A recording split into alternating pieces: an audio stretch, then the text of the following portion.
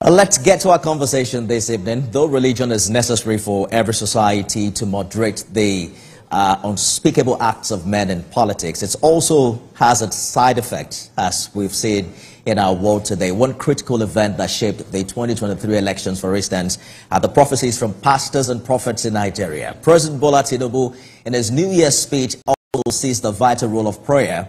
He mentioned the word God 4 times in his New Year's speech, and it was quoted to have said, by the grace of God, 2025 will be a year of great promise. The big question on the show today is whether or not prayer is enough to solve the many challenges Nigeria is faced with, and also whether or not all of the prophecies that accompany the brand new year will come to pass. I'm joined on the show by founder, Love of Christ Generation Church, Reverend Mother Esther Ajayi. Thank you so much for joining us. Thank you so very much. And Happy New Year to you. Absolutely. 2025. The Lord is on our side. Absolutely. That we are still on our feet and kicking. He's still there for us. Hallelujah. Because He can take us home any moment. Absolutely. They say once there is life, there is still hope, there is right? Still hope. But Nigerians are coming off a very challenging 2024. Yeah. Where you consider the economy, the hardship, the cost of living. Yeah. Do you think the experience will be different this year? The creator of the whole universe himself have told us that season. I'm a pastor. I will always go back to the Bible. The book of Ecclesiastes, chapter number 3. There is time and season for everything under the sun. If yesterday can be gone, and today is here, tomorrow will come. And we know the book of Jeremiah 29:11. We know the thought that our Creator is thinking towards us. It's the thought of goodness and not of evil.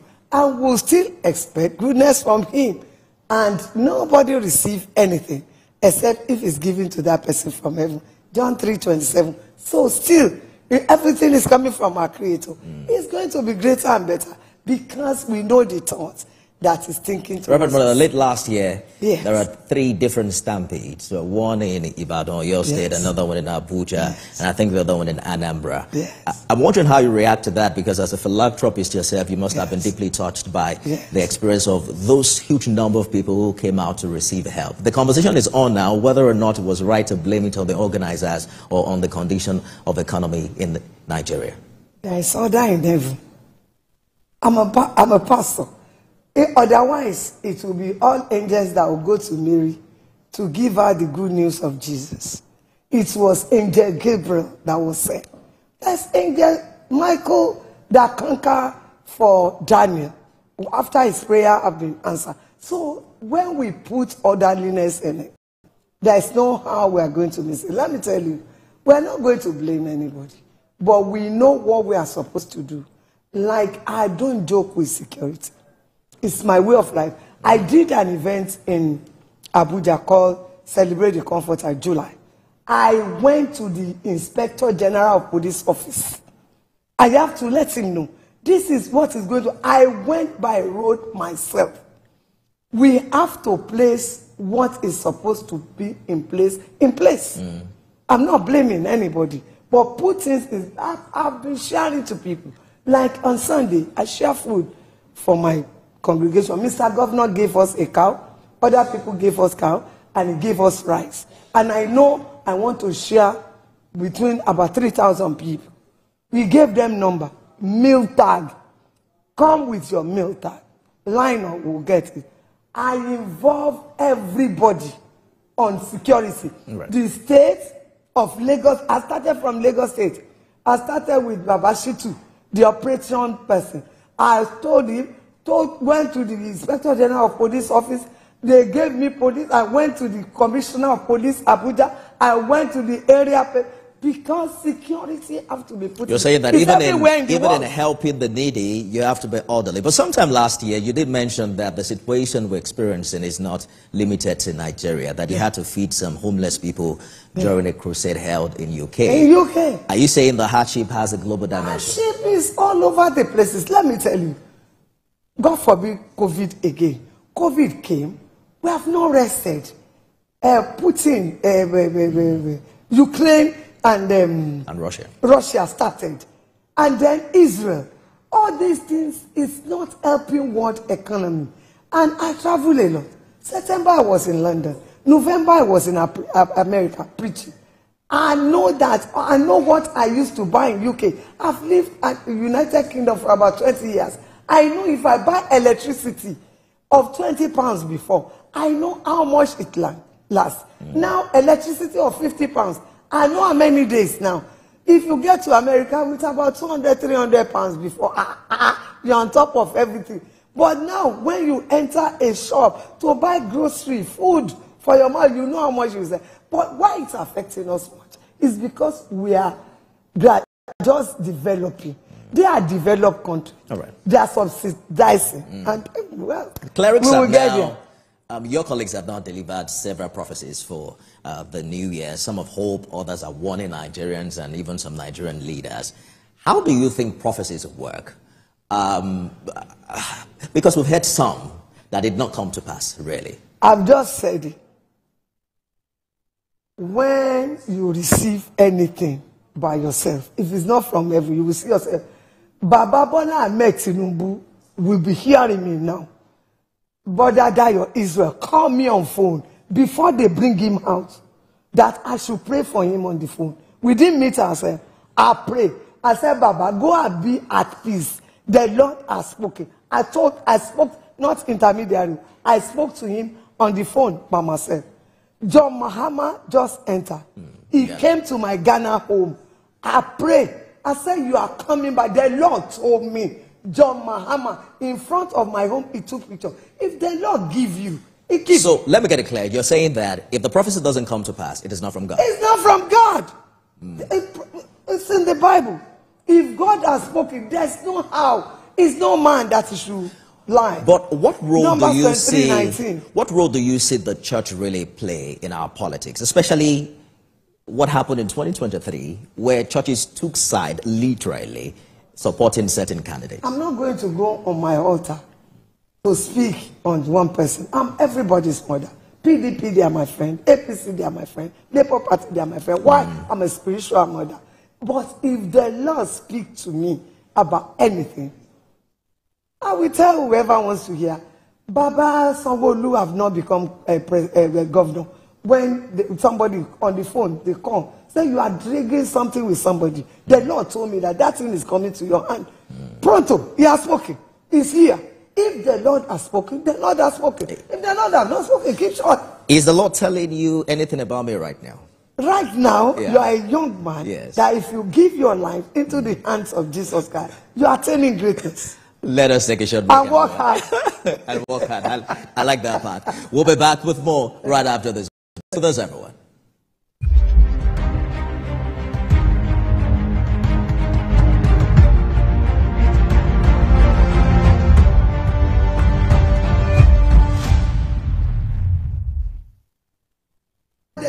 All right, the conversation is on even during the break. Reverend Mother Esther Ajayi, thank you for staying the course on the program. So you've also been talking about love for the country, which aligns with Mr. President's statement during his New Year speech. He did mention that faith in our country is fundamental to the success of the renewed hope agenda. And then he talks about unveiling the national value charter. How do we accomplish that level of patriotism among Nigerians in this kind of economy? You see, with love you can't miss it. The book of John, chapter number 3, verse number 16. For God so loved the world, he gave his only begotten son. If it's how people are speaking negative things about Nigeria, that they are speaking positive things with love, I guarantee you, this economy will turn around within 3 months. But how do they say what they are not saying? Excuse me. You hope for the best. Someone who cannot afford a 3 square meal, for instance, how does he speak positively about his country? If there is turn on your way, remember the head that wear the thorn crown. It has been like that for Jesus Christ. All these so-called developed countries, they've gone through it before. Rome was not built in a day, but they love their country. You will see an average American person say, I love America. America is God's own country. To me, in my soul, Nigeria is God's own country. I love this country. You cannot say negative thing about Nigeria. While I'm there, you go. I will say my positive thing. Let's continue to say this positive thing. The Lord has promised us. We also have the change start from here, from myself, from yourself. It start from our home. Fall in love with your country. Okay, they gave me rice. I want to share it among you. And then you want to take 4, 5. You are President Tinubu in that area. That is, you are president. You are carrying 4. When you carry 4, somebody is looking for 1. So I always tell them. And then you say, hey, this bad country, hey, this bad nation, this bad Nigeria. I'm tired of it. If you Nigeria, you are tired of Nigeria. Who else will not be tired of Nigeria? So government has been talking a lot about local refineries, and now they potentially will redefine our economy in the new year. So Port Harcourt is on stream. Warri, we are told, is operating at 60%. Dangote refinery is quite working. How optimistic are you about this? That is gladdening my heart. And I pray God will speak to hearts of people. That is good news. That is something that is giving me joy. You see, by the time all those ones are functioning, see, we are getting there. The pace might be slow. But eventually, at least something is coming up. We will get there. Positivity. Absolutely. Say positivity. But former president, who you are very close to, former president Obasanjo, has been talking a lot about how NNPCL lacks the efficiency to make these refineries work. You know, some say comments like this from a leader of that stature doesn't align with our national commitment to elevating our economy. How do you react to that? But let me tell you, as an elderly person, there are some things I will look. I call him Bami Obasanjo. I put my face away. Let me tell you, what he will be saying about 30 years ago, 20 years ago, 15 years ago, obviously is coming. It's what he saw then and what he's seeing all over the places. But there are some things that will be going underneath. That is work, because if work has not been going underneath, how can these refineries begin to function now? It's functioning. We are seeing it. And to the glory of God, and we are praying, God will touch the heart of saboteurs. Sounds like you disagree with the former president as regards... I don't disagree with anybody. It's my way of life. My way of life, I don't shift blame. I will always say what is happening, what is readily on the table. What is on the table is that Dangote's refinery is working now. Port Harcourt is working now. And the other one also is working now. It means we are going forward. At some point, if we are not rushing, we will get there. Absolutely. We will, at some point. And we're anticipating that as well. Let's take a very short break and we'll be back with more. Stay with us, everyone.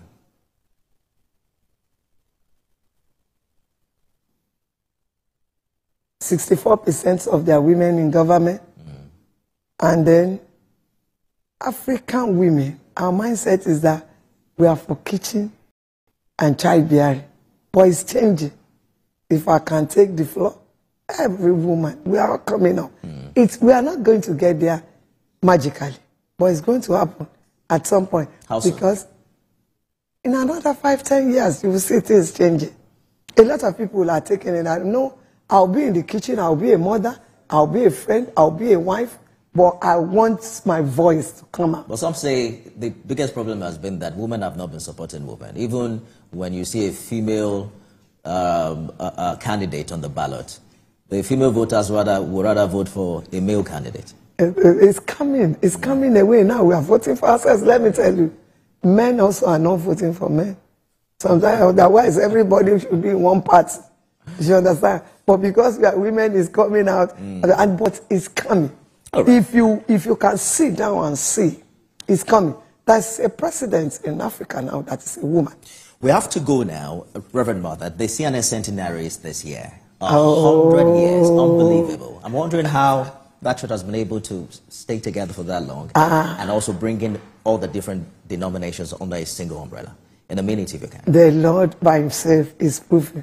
See, the book of Acts of Apostles, chapter number 5, that verse number 38, when they were talking about the disciples, said, if this is of God, it will stand. If it's of man, it will come to nothing. Cherubim and seraphim of God, founded by Jehovah himself, coming alive. 100 years is gladdening my soul. All our bosses branded now. 100 years coming. And the conference is taking place in my church. January the 30th to February the 2nd is going to be super, super glorious. Super, super. Reverend Mother Esther Ajayi, thank you for coming. Thank you. And God bless you. Happy New Year 2024. Happy New Year 2024 to you. That's our show today, everyone. Thanks for being a part of it. You can watch it all over again at midnight and at 6 a.m. tomorrow. I am Nifemi Oguntoye. See you again.